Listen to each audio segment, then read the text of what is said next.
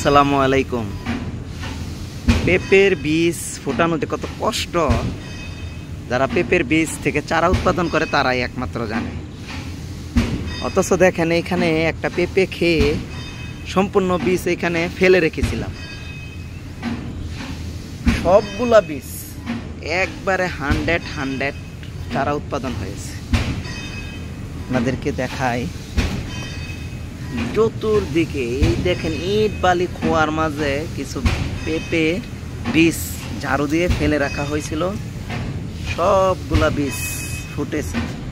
আর এইগুলা আসলে ওই কোনো জাতের পেঁপে নয়, এটা বাজার থেকে কিনা একটা পেঁপে।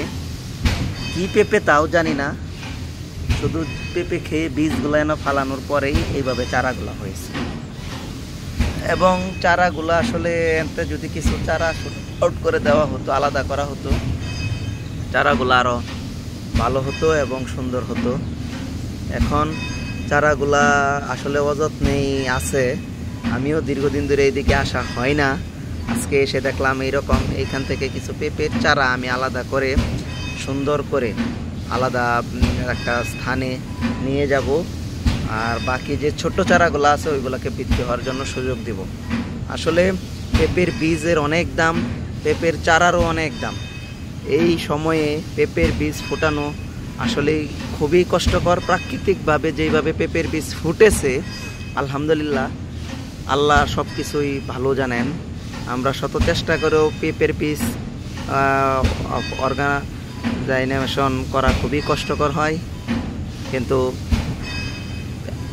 ফেলে রাখা বীজগুলো থেকে কত সুন্দর পেঁপের চারা উৎপাদন হয়েছে। এই চারাগুলো যদি সঠিকভাবে পরিচর্যা করে রাখা হয়, যাই হোক, দেশি হোক আর হাইব্রিড জাতেরই হোক না কেন, পেঁপে অবশ্যই আসবে। আমি এই আশাই করি সবাই এরকম পেঁপের বীজ যেখানে আছেন, পেঁপের বীজ না, শুধু যে কোনো বীজ আপনারা একটু নির্দিষ্ট জায়গায় ফেলে রাখবেন, দেখবেন চারা হয়ে গেছে। এতে প্রাকৃতিক পরিবেশের ভারসাম্য রক্ষা হয়। ফলের চারা হলে ফল দেয়, কাঠের চারা হলে একসময় ভালো কাঠও আসে এবং বিভিন্ন দিক থেকে আমাদেরকে যোগান দিয়ে যায়।